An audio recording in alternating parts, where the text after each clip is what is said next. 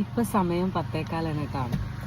അപ്പോൾ നമ്മളെ വീട്ടിൽ അടുപ്പ് കഴിഞ്ഞിട്ട് കുറച്ച് കാലമായി, കുറച്ച് ദിവസങ്ങളായിട്ട്, ഒരു 1-2-3 ആഴ്ചയായിട്ടുണ്ടാവും.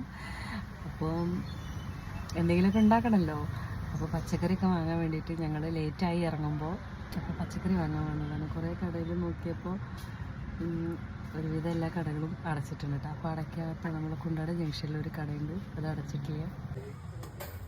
PV സൺസ് വെജിറ്റബിൾസ് ഇവിടെ അടച്ചിട്ടില്ല കേട്ടോ. അവിടുന്ന് പച്ചക്കറി വാങ്ങുന്നുണ്ട്.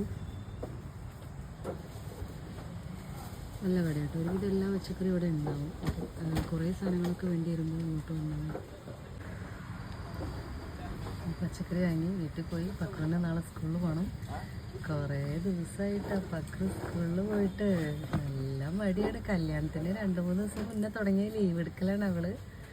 ഇന്ന് പിന്നെ റിപ്പബ്ലിക് ആയതുകൊണ്ട് അല്ലെങ്കിൽ ലീവാണല്ലോ. അപ്പോൾ കല്യാണത്തിൻ്റെ ക്ഷീണമൊക്കെ ഇന്ന് ഏകദേശം തീർത്തിട്ടുണ്ട്.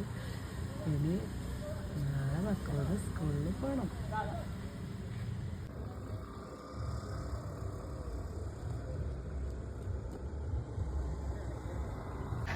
പച്ചക്കറിയൊക്കെ വാങ്ങിയിട്ട് ഞങ്ങൾ നേരെ കർമ്മയിലേക്കാണ് പോയത് കേട്ടോ. ഒരു ജ്യൂസൊക്കെ കുടിക്കാമെന്ന് വിചാരിച്ചിട്ട്.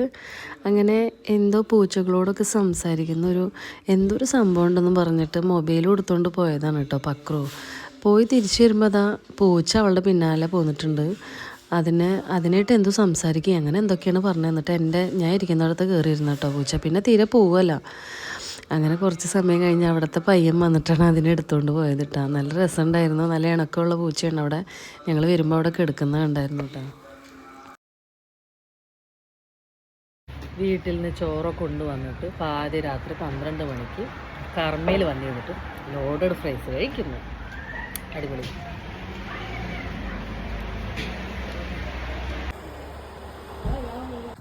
അങ്ങനെ പുഴയിലൂടെ ഒഴുകുന്ന നല്ല ഭംഗിയുള്ള ചന്ദ്രനെയും കണ്ടു. അപ്പോൾ ഗുഡ് നൈറ്റ്.